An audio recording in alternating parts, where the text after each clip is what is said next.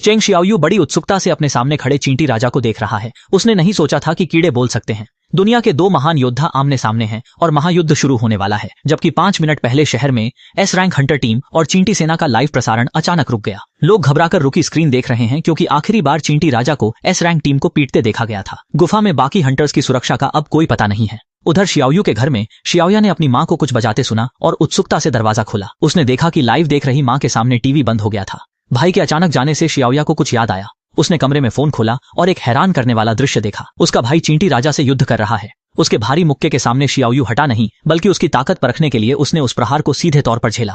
जबरदस्त ताकत से जमीन चकनाचूर हो गई और धुआं छा गया। बचाए गए एस रैंक हंटर्स को लगा शियाओयू मारा गया। जादूगर होकर भी वह चींटी राजा के इतने करीब क्यों गया? पर अगले ही पल सब दंग रह गए। शियाओयू ने उस प्रहार को झेल लिया था और उसे लगा कि चींटी राजा वाकई ताकतवर है। फिर शियाओयू ने रूलर्स हैंड शक्ति का इस्तेमाल किया। चींटी राजा उस अदृश्य बल के भारी दबाव से घुटनों पर आ गया। शियाओयू बिल्कुल नहीं रुका। अपनी पूरी ताकत मुक्के में भरकर भीषण प्रहार किया। चींटी राजा गोली की तरह हवा में उड़कर पास की ठोस चट्टान से जा टकराया। सब हक्के बक्के रह गए। माँ डोंगशू ने हैरानी से पूछा कि क्या शियाओयू वाकई जादूगर है? पर चींटी राजा इतनी जल्दी हारने वाला नहीं था। वह फिर से गुस्से में शियाओयू पर झपटा। चेंग शियाओयू ने उसे ठंडी नजरों से देखा। वह वाकई सख्त था। पिछले वार से उसके हाथ में फ्रैक्चर होते होते बचा। तभी चींटी राजा का हमला आया और उसने उसे अपने हाथों से रोका। दोनों के वार पलटवार से चारों ओर सब तहस नहस हो गया। शक्तिशाली शॉकवेव्स ने एस रैंक शिकारियों को बेहाल कर दिया। सिर्फ जादुई लहरें ही उनके लिए असहनीय थीं। तभी चींटी राजा का सख्त कवच अचानक दरक गया। इससे चींटी राजा के मन में चेंग शियाओयू के प्रति डर पैदा हो गया। साफ था कि उसकी ताकत चेंग शियाओयू से कम थी।